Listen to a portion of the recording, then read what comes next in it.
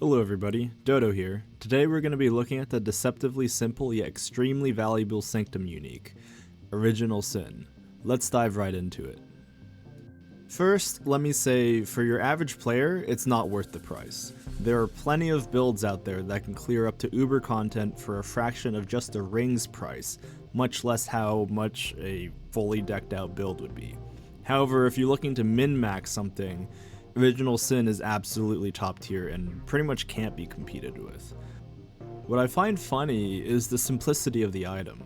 Original Sin has 2 entire lines of text on it. In the age of this, it's honestly quite refreshing to see. Let's start by looking at the first line. All elemental damage converted to chaos damage. I don't think I need to explain this. Any numbers that say fire, cold, or lightning damage are now chaos. Keep in mind this converts everything, so things like gain percent of X element as extra Y element, the extra damage from that, and elemental explosions will all be converted.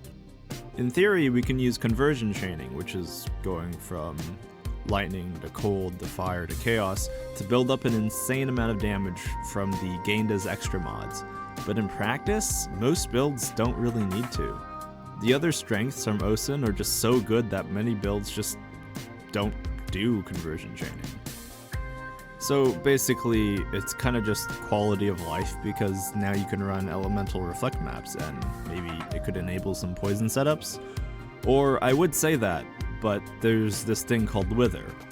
Wither is a debuff that stacks up to 15 times, which increases chaos damage taken by a target by 6% each stack as a base value. Doing the math, that's 90% increased damage taken, which can be increased up to 108% with the corruption node on the tree.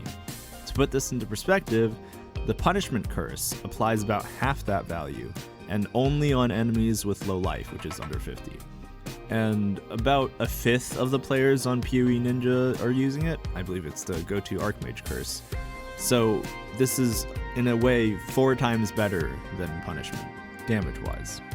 While this sounds insane, and it absolutely is, keep in mind this does mean we actually need to stack 15 instances of Wither on an enemy before they expire, which means we need to hit often enough for it to actually be useful, but you know, that's in the game of Path of Exile, and everyone knows Path of Building is the real game, so just go ahead and set that number to 15, who cares?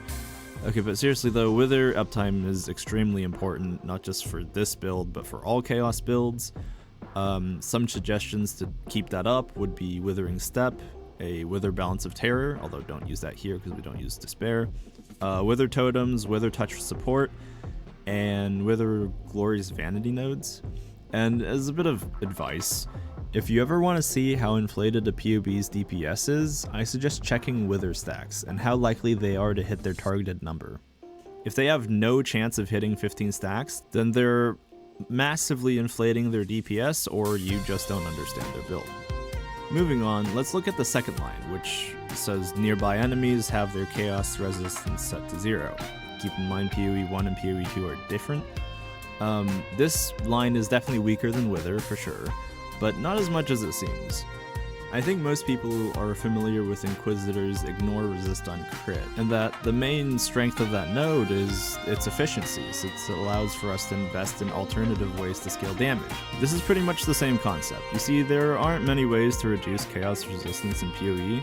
It's mainly just the Cultist Ascendancy and the Despair Curse, so setting chaos res to 0 gets pretty close to what we can do normally, but also keep in mind most monsters have a pretty low base chaos res.